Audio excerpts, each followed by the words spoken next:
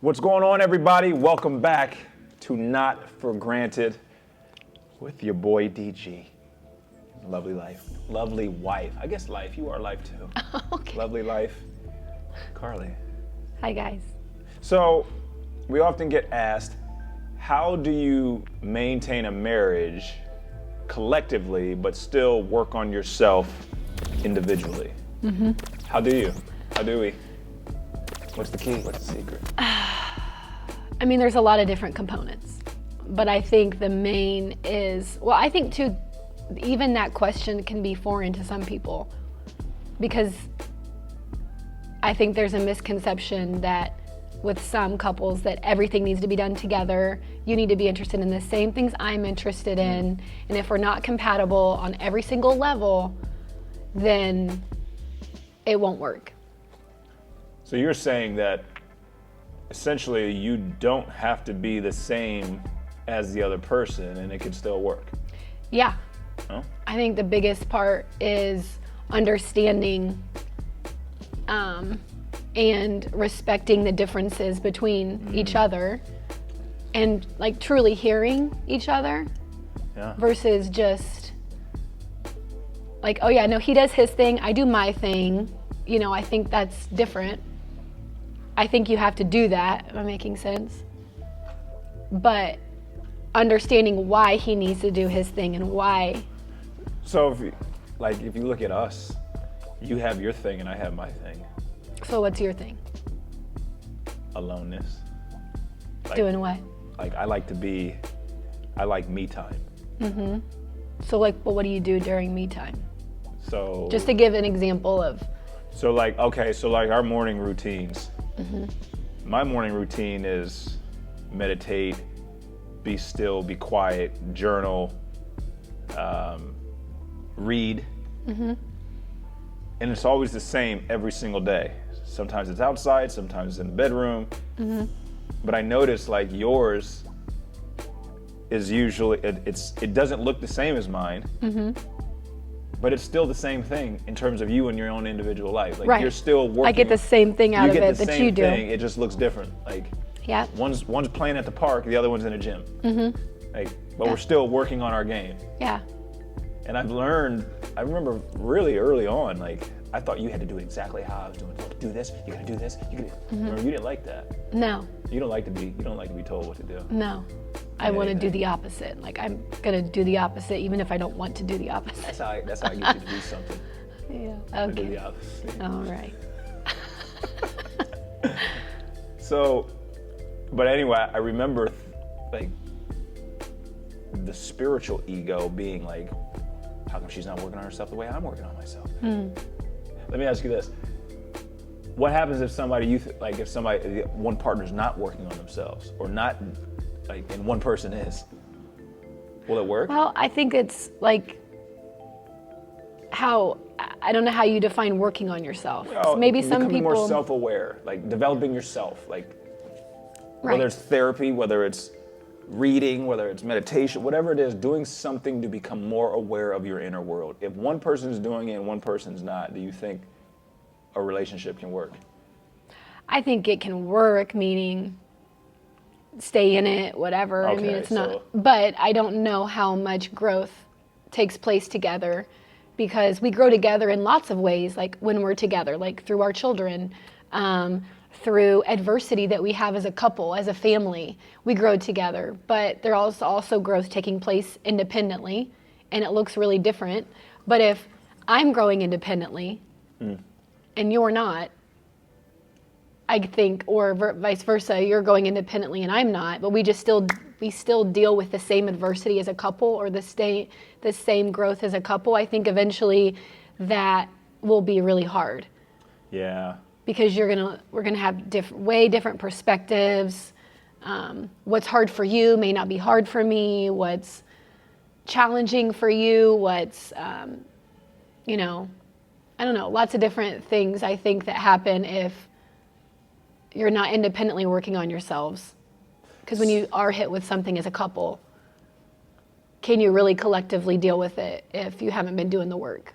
Yeah. So you're saying you don't have to work on yourselves, and it doesn't have to look the same, but you got to be doing something, both of you. Yeah. And it's interesting. Most people who come to me and I hear about their relationships, one of the partners like, I'm not getting help. I'm not working on myself. I'm not going to therapy. Mm-hmm. Inevitably, it ends up crashing and burning. I always use the analogy of like, you both are caterpillars when you meet with the potential to become butterflies. But if one's not doing the work and the other one is, one's going to become a butterfly and the other one's going to stay a caterpillar. And then Yeah. caterpillars and butterflies don't hang out in the same place. You're a monarch. You're a monarch butterfly. But I'm thinking as you're talking. Oh, you're not listening. No, I'm listening. I'm listening. I think too, because there's another level of like understanding each other. Like if I'm having a hard day or a hard week or whatever, and maybe I'm like out of my routine or I'm out of my normal thing that maybe makes me feel like, because what does your morning routine give you, or what does your time alone give you? Like, why do you do it? It centers me. Right. For the rest of the day or of the the rest day. of the week, like Yeah. you can feel yourself like maybe you've rushed around or you've traveled or something and you're not like getting that normal time in. And Right. I feel the same way, like if I don't get my normal independent time where it's just me. But I think there's like ebbs and flows to our daily lives, our weeks. Maybe one of the kids are sick, or maybe one of us aren't feeling well, or whatever it is, or you're traveling. But I think there's a level of awareness that you have to have as a couple too when there is like a hard week, or there is like a challenging moment, or where maybe you're not getting your time that you need, but I have to come a little bit further than halfway. Oh, you mean you have to pick up the... Yes. Yeah. Because maybe you aren't working on yourself. Because maybe something happened. Maybe you're struggling. Maybe you've really kind of hit like a wall and you just need help navigating around it. So what I mean is that just because someone isn't working on themselves, or maybe they find it hard or whatever, sometimes that part of the partnership is coming and grabbing you and saying like, hey, let me sit with you for a minute. Not come do what I'm doing because it's going to work for you. Right. But just sitting there and saying like, hey. But in order to do that, don't you have to have enough self-awareness of yourself to be able, like, how can I be patient? How can I be understanding with you if I'm not even patient and understanding with myself? Like, Yeah. But I think that's part of the partnership. And I know a lot of couples that I talk to, usually when one of them is like struggling, or one of them's like just having a hard time figuring out like whatever it is you're trying to work on, it's usually not both. Right, even for us, like usually both of us aren't like, man, I'm struggling with this, or it's one of us, right? and the other one's saying like, well, let's talk about it, let's figure it out. Like, Yeah, I've noticed too over the years that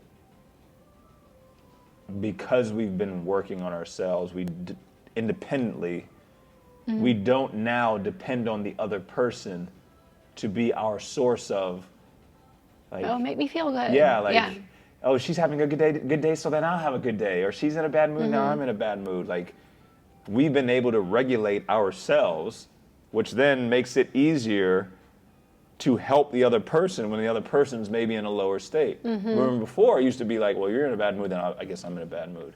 Right. It's- Or like, oh, you've had a bad day. Well, listen to this week I've had. Like, Yeah, like, instead, like, Yeah. no, like, yes, you're sharing this thing called marriage, but you are your own independent life. And you have to take care of, it's almost like basketball. Like, you have a team, you got 5 people on the court.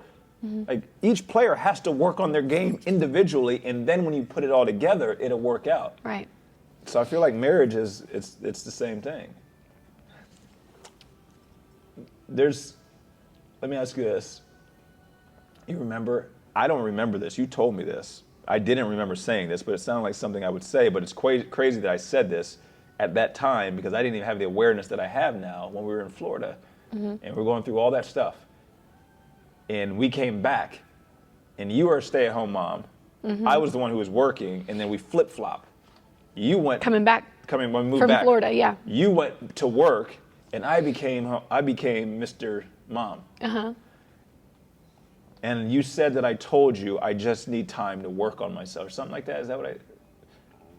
Yeah. Something along the lines like I need to figure out myself. I need to figure out like. Uh-huh. Yeah. And that ultimately, to me, is the key to a marriage. The more you can understand yourself, the more you will understand your partner. Because your partner was just a reflection of like you. You know what I mean? Like, Yeah. So like I look at older couples, not all of them, some of them, but like 40 plus years of marriage, 50 years of marriage. It's like, wow, they're so happy. They're so, yeah, it's because they understand themselves. They know themselves. So if I know myself, of course, you and I, we have to work. Right.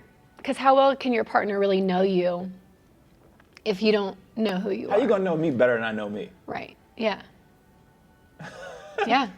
And the more that I know me, the more I will allow you to know me.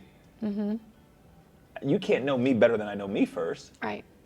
So this is where it's like, to me, if you want to have a healthy marriage, have a healthy relationship with yourself. Yeah. It's quite simple. So even if we have disagreements, we know that it's not the other person. Yeah. Like we know that. But to have that awareness, to transcend the ego's voice of saying, well, she said that and she did this and he did. No, they're just actually showing me that like something within me is bothering me. Right. And it's tied to something back in probably my childhood. Right. And then it too allows us to, having that self-awareness allows us to communicate to each other Right. and not outside of our, That's where a lot of people get in trouble. yeah. That's a big Right. problem. That's a huge problem in go and tell, relationships. Not just marriage, but early relationships too, is telling sister, telling friend. Now, I'm not saying if you're in an abusive relationship or you are like really like there's something serious happening, but if you're upset about something that Well, is he don't put the toilet seat down. And right, that's nobody's business. And then when you're over it and you've looked and you're like, this is not a big deal. Well, Susie still remembers that. So she over Susie's here like, judging, remember when you dirty complained? I can't believe Yeah. you don't put the toilet seat. Yeah. Stop talking about your relationship problems with people who are not in your relationship. Dang. They are not in the relationship. You owe it to your partner to be in relationship with them and not include everybody else. Is it safe to say that your relationship with yourself has gotten healthier? Yes. Has your marriage has it corresponded to this relationship with yourself? Like, do you feel like marriage is more fulfilling, more like enjoyable since you've been on this journey of figuring out and understanding yourself? Yeah. I mean, but I feel like we've always evolved together. Like we were always in the same place But that's together. So I didn't have anything to compare it to. Like I look Yeah. back at when we were just married and 23, 25 years old, like, yeah. I don't look at, that's all I knew then. I didn't think that. What I think has really helped in terms of like the growth of the marriage, I think has helped. We both have given each other permission to go and do what the other needs to do to understand themselves. Yeah. Whether it's going to therapy or going to, taking time, like I just need the day to like sort through things or like. I don't think it's just going. I don't think it's just saying like, yeah, do that. I think it's encouraging Encouraging each other. Right. Yeah, you need to go do that. Or Yeah, you yeah. need to go like, Yeah. you Hiring need to a go and be coach or there. Getting somebody. Yes. Yeah. That's. It's not just saying like, oh, you're going to do that. All right. No, it's, hey, you need to do, like, if you think this is going to help you, then this will help all of us. So Yeah. yes, go and do that. I want to encourage that. So really, at the end of the day, for a relationship to be healthy, it's about encouraging and giving the other partner space to go on their journey and work on themselves, to figure out themselves Yeah. in a way that's, I mean, conducive to the marriage or relationship that you want. Like, I'm Right. not saying you go off and say, all right, well, I'm going to go off to Las Vegas for 3 days because I need to go ahead I and need to figure find out- myself. Yeah, I need to no. go find, see whether I want this or not. Yeah, no. I mean, no. Let me go down here, go down to the strip and see if I can see whether I even want to be married to you or not. No. Yeah, that's not it. That's not it. I think, too, it is, I see that this has just came to me, but like putting each other down, like those jabs in front of people. Oh, I'm just yeah. thinking of like little things that end up building into big things, talking to other people in relationships. And I've never seen that end well with people that are constantly like Just little, like, giving them jabs. It's like, that doesn't feel good. And you can pretend that it does, and you can what do you mean by like little jabs? What do you mean? like basically in front of your partner, in front of other people, you're embarrassed, like trying to embarrass them or putting them down Or in like, any way. Like making fun of their shoes in front of everybody. Like, Right. why are you wearing those shoes? You look like, Right. Or making fun of the way they do something, or if it's not perfect. And it's like, what do they call that? I forgot what that's called. It's like the number one thing that like marriage therapists or counselors say is the leading cause of marriage is not working. It's called something. I think it starts with a C. I have no idea. But it's like that awkward feeling, that awkward moment when you're in like when you're with a group of people and you see a couple doing that and you're like, everyone's kind of like, okay, this is Yeah, weird. that's Like, always awkward. It's always awkward, and it doesn't feel good to the people on the receiving end. Even if they jab back, it's just, Yeah. and I would never want kids, like our kids, to grow up like thinking, well, if mom and dad make fun of each other, then I'm going to make fun of this kid or Yeah. my sister or whatever. Like that doesn't feel good No, yeah, to anybody. And if it doesn't feel good, if it's not encouraging, then just, it sounds like if it's an issue, that's something you need to talk about in private. Because Yeah. if you have a problem with his shoes, I mean, Really, do you have a problem with the shoes? Is that really the issue? Right. That's not really the issue. no. Yeah. But just stop doing that. Stop being ugly to each other in front of people. Like, Yeah. it makes everyone feel uncomfortable, and it probably, Who are you talking about right now? no, I'm not talking about anyone specific. It's just something I see. It's just something that stands out to me with couples, and So never. We used to say with the Globetrotters, you never ream on your teammate. You know, we used to do like jokes and like pull the guy's pants down or do whatever. Yeah. We used to have a saying like, never ream on your teammate. Never make a joke on your teammate. Never do something to belittle or make fun of the guy who's on your team. So I think that's what you're saying, really. yeah, yeah. Like you're supposed to be a team. You don't make fun of your own teammate. No. You don't. Yeah. No. My parents weren't like that, so I didn't grow up in that environment of like the constant jabs back and forth where it was like a normal thing for me. So it's, when I see it, it makes me feel uncomfortable because I can see the other person on that receiving end, like, Yeah. even if they're used to it, it's still not a good feeling. I don't think there's anything healthy about that back and forth. If you could give one, you only get one, just one thing to do in your marriage or relationship to help it to be healthy, what would it be? One. You only get one thing. Oh, gosh.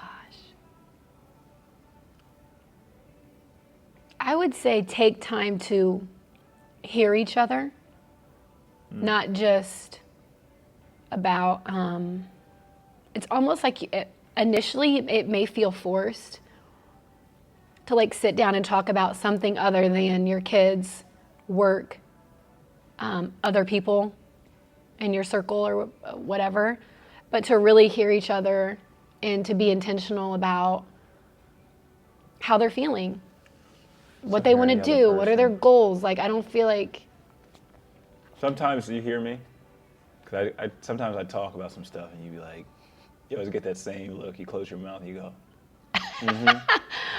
You don't want to hear about how about what? consciousness in the universe and how. I do want to hear about it, but maybe it feels heavy at 10:30 at night. I don't know. Like, that's a lot. What is 10:30 though? I mean, usually we're not even up at 10:30. I Let's would say, say what like if I ever- 9:15. That's usually when my thoughts are like, I know, but I'm the opposite. My thoughts aren't swirling then. My thoughts are like, I'm coming down. Yeah, well, here's why. Because I have to say it at 9:15 at night, because from 7 o'clock until 9 o'clock, there's these little things that are just pulling on your field of attention called children. And these children Yeah. are, mommy, mommy, mommy, mommy, mommy, mommy, mommy. And I'm Yeah. like, yes, they're asleep now. Now I can tell her everything I've been thinking about all day. That's how it feels. That's exactly how it feels. I'm like, oh, here we go.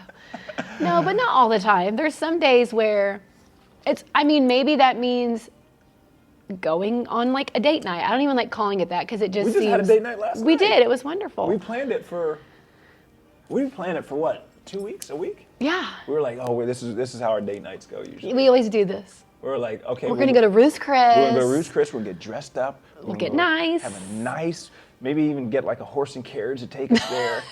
We're gonna have a nice evening. Yeah. And then we end up going to like Chipotle. and go back home and lay in bed and watch Seinfeld. And watch Seinfeld. Our very first anniversary. We were like, no, I'm sorry, it was our second. Our first one we had just had Hudson. Hudson was like 3 days old on our first anniversary. So we were just like, oh, happy anniversary. We're tired. And then the next year we were like, we didn't get to celebrate our first anniversary, so we're really going to do something. And you were, This just sums up. we were like, We had it all planned out. all planned out. We're going to go to a really nice restaurant downtown Indy. We're going to stay at the Conrad, which is like super nice hotel. And we decided to not do any of that. As it led up to it, we're like, oh gosh, gotta drive. That's like 40 minutes. And we have to put on real clothes, Real close. like real nice clothes.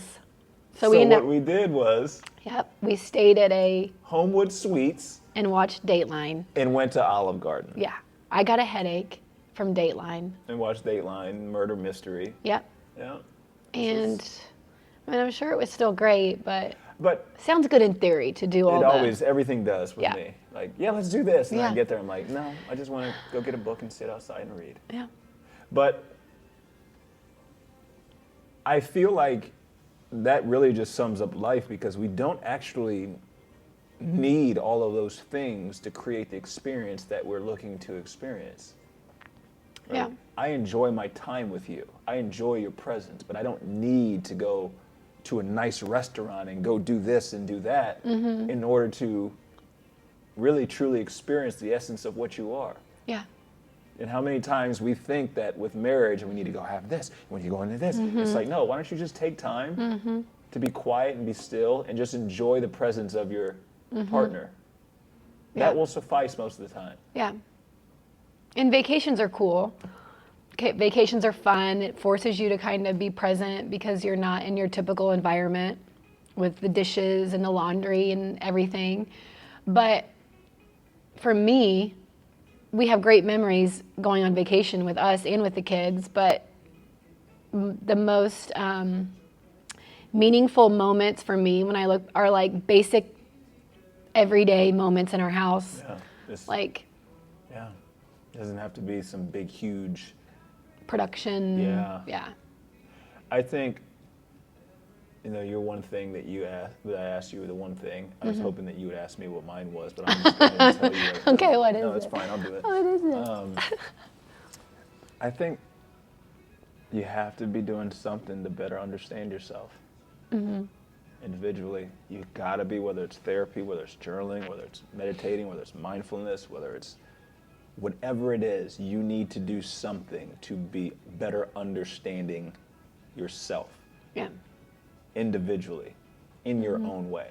And I want to tell you, thank you for you giving me the encouragement and the space to be able to do that. I know for a fact none of these things are happening within my life and in our lives if I didn't have a partner, a wife, who didn't give me the space and the permission to work on myself. And it doesn't mean I have to go out on a retreat and go out and do all that, but like even just, like it's almost like it's unsaid, like it's known. That 45 minutes in the morning or the hour in the morning, like Derek needs to work, like he needs his, and I know like when you're sitting at your desk and you have your book in your journal, like that's Right, like a sacred that's space. that's your sacred space. Stay out of it unless I come over to like maybe kiss your hand and say, Yeah. "How you did this morning?" Yeah. Yeah. But I'm learning what's happening with the kids is the kids are knowing that this is the norm. So now they grow up watching two parents who are working on themselves, which inevitably will give them permission to do the same when they become older. Yeah. And I Yeah. just want to tell you thank you. Yeah. Thanks. You know, it was hard for me at first because it's like your schedule is busy. It always has been, like, except for when we moved back from Florida, and it was kind of flip-flop where I was the one leaving and you were home more.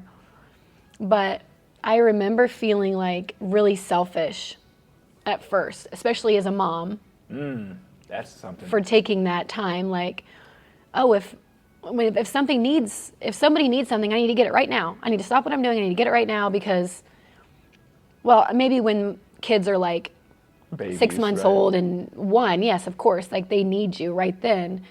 But we're in this season of life where they actually don't need me right then. Right. And we haven't been in that season for a while. Right. Ruby's 8, Hudson's about to be 11. So for me to say, like, it took practice. It was like a daily practice, just as much as meditation, prayer, journaling, reading was. The practice of telling the kids no, and teaching them, like, I'm not getting it right now. Like, you guys can wait. You guys can wait 20 minutes until Yeah. I'm finished doing this. That was like, I'm a bad mom. yes. And then I'd sit there for 10 minutes. I wasn't even You're there ruminating conceptualizing on- anything I was reading because I'm thinking about telling them no. I'm like, I got to read this paragraph again. I just read it 3 times. I don't even know what I said because I'm sitting here thinking about, How many moms feel that? oh, But you know what the difference is, though? And I've told you this, like, you are their life supply. That's like how they look at you. And all moms, all children always, Yeah. this, well, how come, why don't you ask dad? Dad's sitting right there because dad's Yeah. not the umbilical cord. I That's still why. say that. But those kids know, don't you come over here when you see me with my eyes closed or you see that incense burning, don't you come over here. Unless the house is on fire or there's a bone protruding through somebody's skin, Yeah. you're gonna wait. Yeah. And as moms, and I know I'm not the only mom that feels this way, so many moms, taking that moment of being not bothered. Yeah. That's why in our house, the next house has that meditation room, so I can go in there. I'll go in there. Well, I hope they got something out of this. I hope so too. Really, at the end of the day, if you had to sum it up, encourage the other person. Yeah, encourage, Give them, hear them. give them permission to work on themselves, both of you, and give yourself permission to work on Yeah. yourself. In a little bit. It doesn't have to be like we're turning over a new leaf tomorrow morning. We're taking an hour. Like, it doesn't have to be that. It needs to be gradual and organic and meaningful and intentional. Yeah. And if it feels forced, it probably won't stick. You Yeah. probably won't continue doing it. But if it's 5 minutes here, and then that grows to 10 minutes and 15 minutes and 20 minutes, and then whatever after that. But It's funny you say that. I thought about a couple weeks ago when I could tell you were kind of heavy. I was like, go off for the day. Go do whatever you need to do. I'll take the kids and do whatever because I didn't have anything. And you took full advantage of that. You were gone for a while. I don't know, where did I don't know. You just bebopping around. Yeah. And Hudson was like, when's mommy coming home? I said, buddy, I don't know. I don't know if she's coming home. I just gave this permission slip to go off and go. But you came home so refreshed. And the kids, after they realized you weren't coming home for a while, they okay, now we can enjoy dad. Now we can. Yeah. So it's really at the end of the day, moms, give yourself permission to Yeah. work on yourself. Yeah. Self comes before motherhood, always. So, Yeah. well, as always, we were so unbelievably grateful and appreciative that you shared time with us. Keep figuring out who you are. Keep growing within your relationship, within your marriage.